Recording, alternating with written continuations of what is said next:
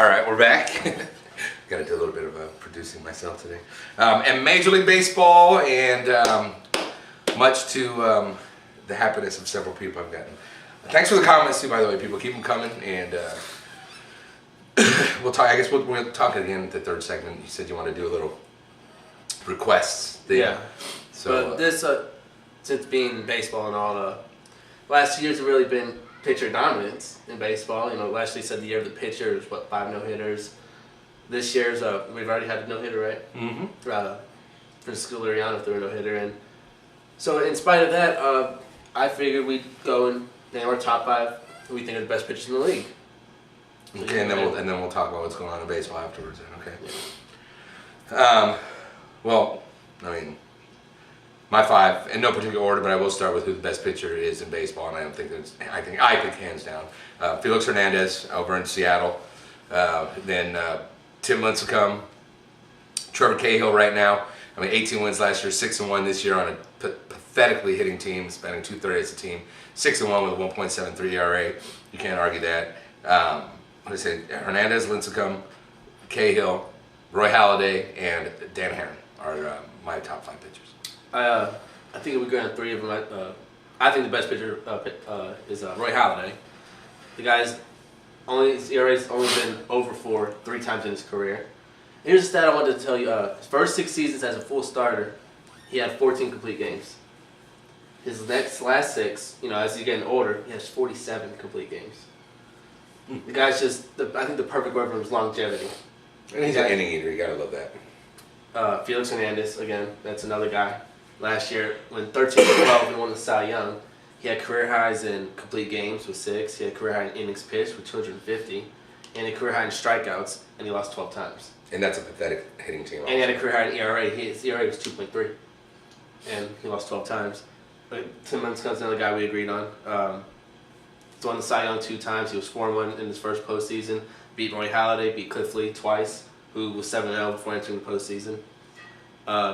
He's fearless. He doesn't, and he has arguably the best changeman in the game according to a lot of guys. Cliff Lee was a guy I picked because he doesn't have great stats during the season, but I picked him solely on his postseason success alone. The guy was completely dominating the postseason, 7-2 with a 2.3 ERA. His only 2 losses, to Tim Lincecum and the Giants last year in the World Series, but before that, he was just unstoppable. I think his ERA was even below 2 before he entered that. I think it was below series. 1 actually. And then the last guy I had was a pitcher for the Marlins, Josh Johnson. The guy's really put himself out there last 2 seasons. If you remember last year, his ERA for the longest point was under 2. Mm-hmm. It was about 1.6. And he got his 4-1 against Roy Halladay. Yeah, I mean that's what ERA under 1. You got to say is a guy that the great pitchers pitch their best against other great pitchers. I'll go back a little bit and use Dave Stewart as a perfect example. He won 20 games 4 years in a row, and never won a Cy Young, but won 20 games 4 years in a row. Was a great pitcher. But you look at what one thing that jumps out is quote unquote the best pitcher of our era, my era anyway, not yours. Was Roger Clemens. For years his dominance, 70 Cy Youngs, just ridiculous numbers, whether they were steroid induced or not. We don't know when he started cheating. But what I do know is that he was outstanding for several years, and he could not beat Dave Stewart. I believe, and don't quote me on this by the exact numbers, but I believe Dave Stewart was 11-2 lifetime against Roger Clemens, and that's counting the playoffs and regular season, whether Stu was with the Blue Jays later in his career or when he was dominant with the Oakland A's. That's one thing that really jumped out at me about Josh Johnson. About all those pitchers, though. Halladay, he always pitches good against good teams. Good pitchers. That's Lincecum in the postseason last year, being the ace, you faced the best pitcher for each team. And I guess he beat Roy Halladay, who his first postseason game last year threw a no-hitter. So those 5 pitchers, either guy you can't really go wrong with. There's a lot of guys you want to give credit to, like CC Sabathia is another good pitcher. Inning eater. He pitches a gazillion innings, and he's the type of guy that'll throw 140 pitches and 9 innings, give up 7 hits, and scatter 8 hits even and 3 runs, but somehow seem dominant just because he has a nasty curveball. Yeah. And he pitches in that sandlot of a ballpark, the new Yankee Stadium, where they just, it's like 240 down the line. That's an exaggeration, but Yeah. it's just a pathetically put together stadium the way they did it.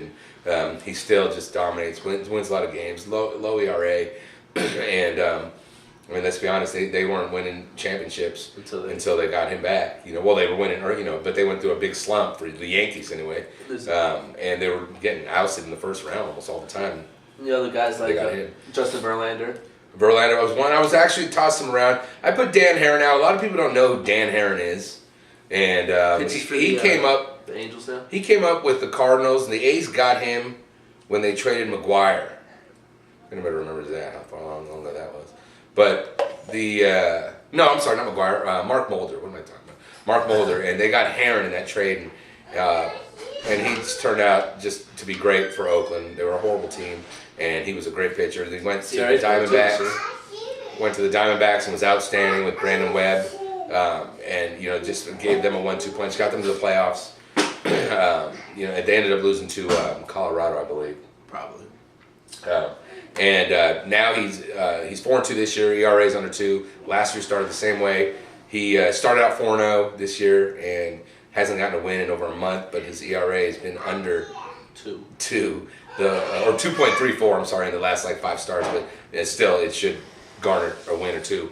And he's outstanding. He's got just filthy stuff. And just a real kind of one of those quiet guys like the Zach Greinke that flies under the radar for a long time. And I like Dan Herron. He's a special player. And he always has been. I've always followed him even after he left Oakland. And one stat before we start talking a little bit of baseball: Trevor Cahill is only giving up more than two runs in one start. Out of 8 starts, only once has he given up more than 2 runs in a game. So 6-1 with a 1.73 ERA on a ridiculously horrible hitting team like the Oakland A's. You got to take that out. Another guy, real quick, I wanted to John Lester. I've always been a John Lester fan. Cancer survivor. He stung 2 career no-hitters, and I just think he has good stuff, and he comes out, he pitches. Always seems like he's always pitching good. He's always just winning, and he's another guy I was kind of throwing in there, but again, that's it. Well, today there's a lot of stuff going on in baseball. Chili, a good friend of mine, is a diehard Sox fan, and I do want to point out that he commented on our segment last week. He said the Sox will win the East. We were talking about how the Sox are playing well, and I'm going to have to agree with him. Maybe it's going to be them in Tampa. It's going to go down in the East. The Yankees look like they're going through a lot of stuff with the whole Posada and the fact that they really don't have any pitching outside of Sabathia. I mean, their number 2 guy is Burnett. And he's never really been great. He's garbage. He pitched a no-hitter because of the Marlins, but that he's just not the guy. A lot of times you take a very good player and send him to New York and they crumble. So I mean, there's no place else to play professional sports for like New York City. They just kill their ass. They can either build you up to something.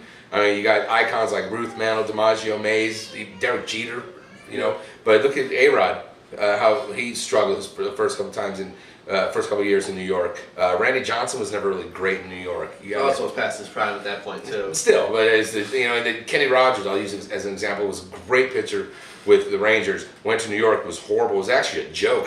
Just had a lot of problems out there. Then went to Oakland and pitched fairly well with the A's. He's always a solid pitcher, Kenny Rogers was. But a lot of guys go, and that's just in baseball. We're not even talking about other sports.